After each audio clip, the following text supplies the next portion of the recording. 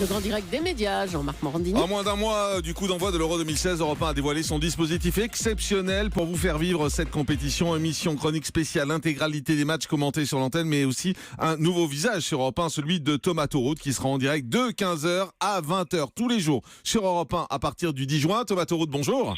Salut Jean-Marc. Merci beaucoup d'être en direct avec nous ce matin sur Europe 1. En fait, votre objectif, c'était de faire plus long que le grand direct.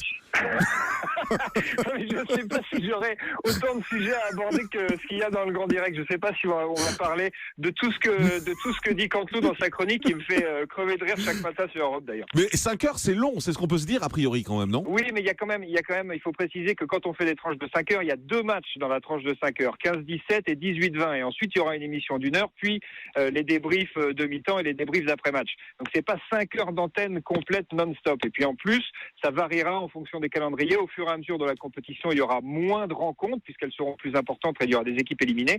Donc les tranches horaires varieront un petit peu. Et là, pour le coup, il faudra trouver des choses à raconter. Mais je compte sur vous, je vous inviterai d'ailleurs. Oula, mais j'y comprends rien moi au sport. Alors moi, c'est une catastrophe. Il faut surtout pas m'inviter. On vous expliquera. D'accord.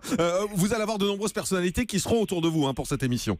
Oui, on a Olivier Dacour, d'abord ancien international français, qui a joué notamment en Italie à l'Inter Milan. Il a côtoyé un certain Zlatan Ibrahimovic, donc ça sera intéressant d'ailleurs de l'avoir à nos côtés pour essayer d'avoir des infos au cœur de l'équipe de Suède et suivre le parcours de Zlatan. Et puis on aura l'agent de joueur Jean-Pierre Bernès. Alors là, ce qui est intéressant avec la présence de Bernès, c'est qu'il est également agent de Didier Deschamps et ça nous permettra là encore d'essayer de voir tout ce qui se passe au cœur de l'équipe de France durant la compétition, parce que c'est ce qu'il y a de plus dur finalement. On voit les matchs, on a les conférences de presse, mais après on ne sait pas ce qui se passe au sein même de l'équipe. Or, c'est ce qui intéresse tout le monde. Et ça sera peut-être le moyen, grâce à Jean-Pierre, d'avoir des infos. Et puis on aura aussi la gouaille d'Éric Blanc, Chérif Guémour sera là aussi, Karim Nedjari, ancien patron du service des sports de Canal, qui est excellent et qui sera avec nous. Et puis plein d'invités au quotidien, notamment Jérôme Commandeur pour la dose d'humour. Et pour vous rassurer, vous verrez, vous n'êtes pas le seul à pas comprendre le foot. Quel sera le ton des émissions? Plutôt passionné, plutôt fan, plutôt chauvin,